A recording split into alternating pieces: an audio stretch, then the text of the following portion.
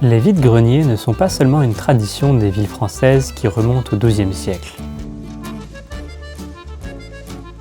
Pour les Français, il s'agit d'un véritable sport national auquel participe tout le monde, les jeunes comme les moins jeunes.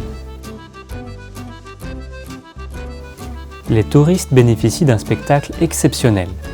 En vous promenant dans les allées avec des meubles, de la vaisselle, des lampes, des assiettes et des jouets, vous pouvez mieux comprendre le mode de vie et la psychologie économe des Français. Ils aiment à la fois vendre toutes sortes d'objets, peu importe leur utilité, leur histoire et leur état,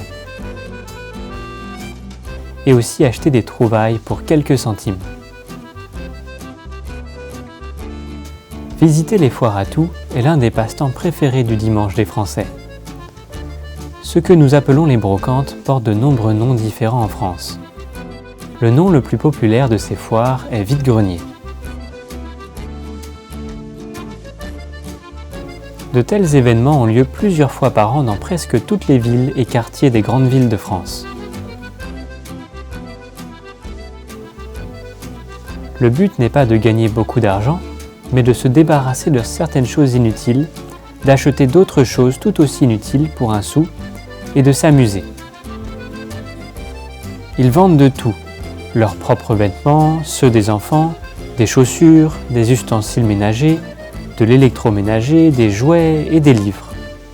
N'importe qui peut aller dans un marché aux puces ordinaire, louer quelques mètres pour une somme modique et vendre tout ce dont il n'a plus besoin dans sa vie.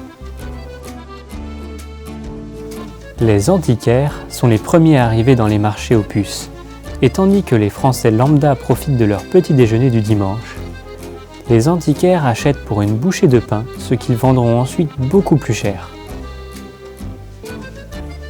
Les vendeurs habitués des brocantes mettent parfois sur leurs étagères un tel bric-à-brac qu'on se demande parfois pourquoi ce n'est pas mis aux ordures et si quelqu'un peut même en avoir besoin.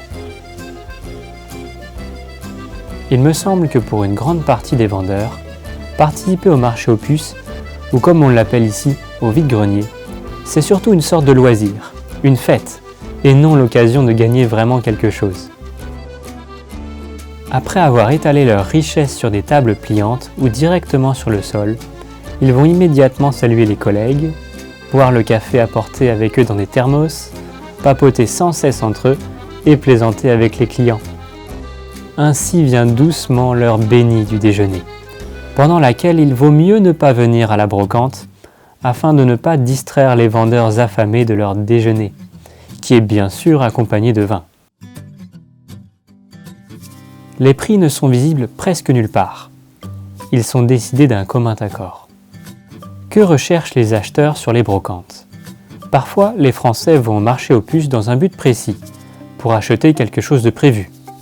Nous, par exemple, nous avons acheté un cintre antique, exactement le même que celui suspendu chez nos amis dans la cuisine. Dans les petites villes de campagne, les vide-greniers ont lieu principalement le dimanche.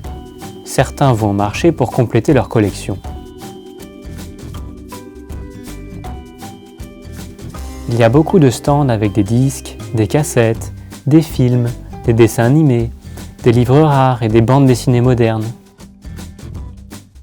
Ici, vous pouvez trouver une guitare du siècle dernier, un appareil photo ancien, ou même une épée dont le propriétaire peut avoir été le mousquetaire du roi. Une vraie aubaine pour les décorateurs et les restaurateurs.